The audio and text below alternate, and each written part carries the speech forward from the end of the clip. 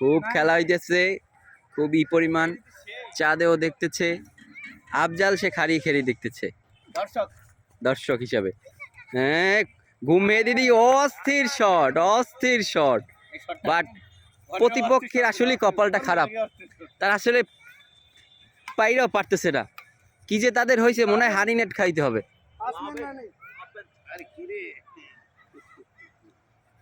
এই আমাদের কি জানি, ও আফজালকে হারিয়েছে, একের ব্লুতে হারিয়েছে। কত জানো? 15 আয় হায় ছি,